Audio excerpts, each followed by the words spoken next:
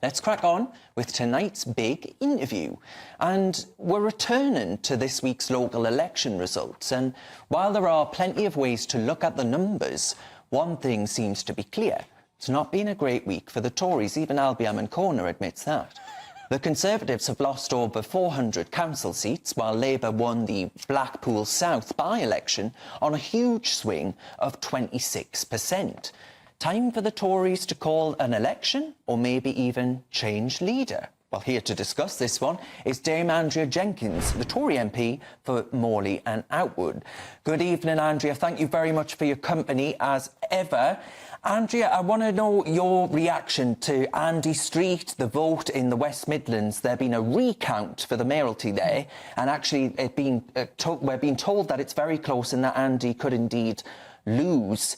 Do you think, actually, this suggests that Rishi Sunak has completely failed? Look, I think the whole local elections and mayoral elections, the by-election, there was one simple message. The British public are fed up. They couldn't even be bothered to go out and vote. And they're sending a clear message that don't feel that they're being listened to. So there has got to be a major shake-up and major changes, Darren. Yeah, I mean, do you think, Andrea, I'm going to be blunt, do you think this would have happened if Boris Johnson was still Prime Minister?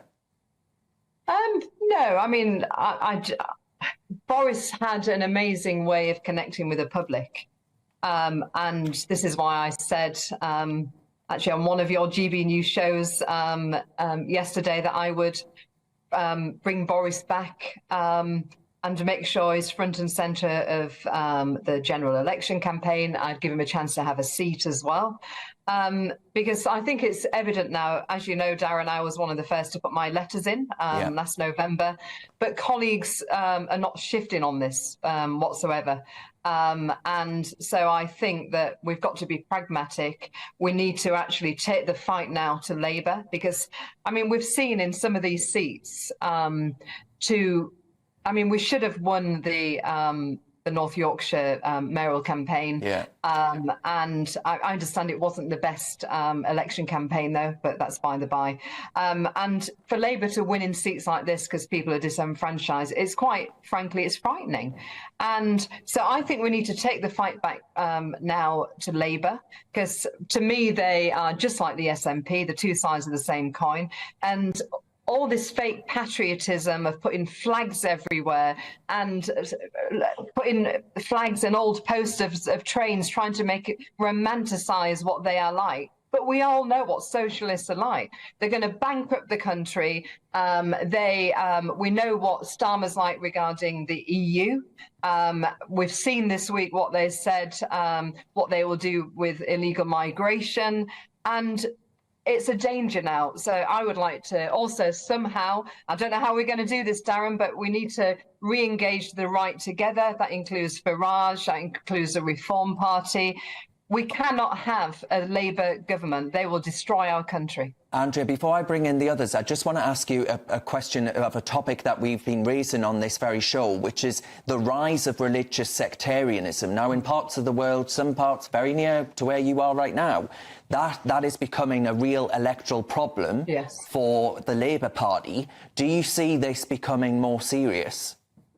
Yes, I mean, I don't know if you saw, I tweeted a video yesterday. Yeah, I did. In Leeds, wasn't it? Was it in Leeds? Yes. Yeah. Yeah, I mean, I wasn't there. I had surgeries, but I got sent it from the count. Now, I was told people came in and started flying the Palestinian flag, but it was activists of one of the councillors who won. And there was all cheering and waving the Palestinian flag. And my understanding is today, digging deeper, speaking to people who was at the count, there was a Jewish chap there who was threatened because there was walking around the count quite for a few hours, wrapped in the flags. And I'm sorry, but, we shouldn't have our Jewish community feeling threatened like this. Yeah. Do you feel threatened as an MP, Andrea?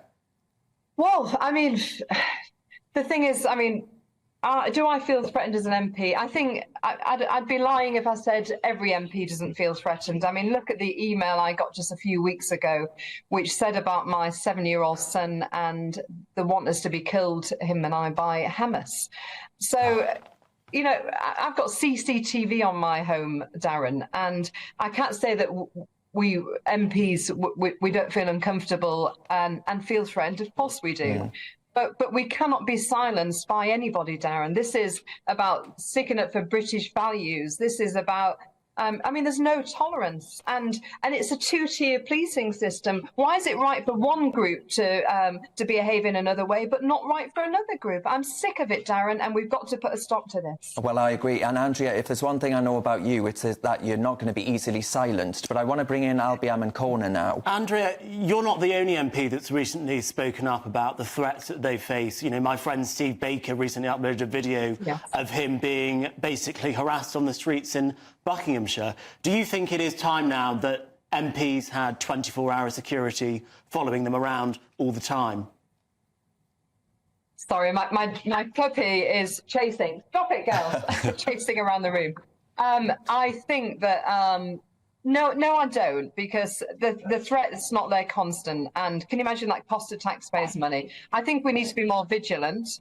I think that Are you okay for 1 second? Can you talk at once? Absolutely. We're going to bring Ben Leo in whilst the puppies play mischievously. It's not Hamas causing problems, it's not a puppy. It's a puppy, thankfully. We've all been there with a naughty pet, haven't we? Yes, absolutely. I just wanted to ask Andrea, of course, what MPs are experiencing is awful, and the scenes we've had of, at that count of people... Andrea, you're back with us. Good evening, it's Ben Leo. Hi. Hope you're well. Hi, Ben. Just commenting on that video we saw a bit earlier about the Muslim voters and the candidates screaming Allah Akbar at the counts and so on. It's not nice scenes. However, may I say and ask respectfully and point out respectfully, it's your party who has allowed this to flourish over the last 14 years. But I also think that I think it's not just our party. This has been going on since Blair's time, and it's institutionalized. It's through every university, it's through every school, it's through every level of public service, and it's now even gone into the private sector now. This fear of speaking out and calling people out if they are a minority group, calling out bad behaviour. So this, I'm afraid, it's been ingrained for the last probably 2 or 3 decades, and it's time to fight back, because this is not on. We cannot have people silenced. We cannot have people being threatened. So I think, unfortunately, it's not just down to one government. This is consecutive governments, and it's now time to be brave and to fight back, actually. All right. Benjamin Butterworth here. Nice to talk with you again. In Blackpool South, the by-election, the Tories were almost in 3rd place, only 100 votes ahead of Reform UK. What kind of threat do you think Reform poses to traditional Tory voters? And do you think, looking at that pretty shocking result, that the Tories should have some kind of pact in some seats with Reform UK? Well, first of all, let's look at the results. It was such a low turnout, and even Labour, comparing to 2019 figures, even Labour lost 2,000 votes in that election because of the low turnout. Ourselves, the Conservative, we lost 13,000 votes, and Reform only gained 1,000 votes. Clearly, Conservative voters stayed at home. But I think the fact that Reform only gained 1,000 votes and only did around 3,000 votes, I think that it demonstrates that it's highly unlikely that they're going to elect MPs, especially given our first past the post electoral system. But it's certainly going to hand things to Labour. So, I mean, I think even we could be radical. Let's have MPs standing as Conservative and Reform candidates. Oh, wow. So you would like... Well, I stood against Ed Balls, who was the Labour and the Cooperative. Why? We need to be radical, because I want to beat these socialists. I don't want to see Keir Starmer with his fake patriotism in number 10. And I'm angry, and I'm fighting back now, and I'll do whatever it takes now. And I want to see the party and the Prime Minister doing the same.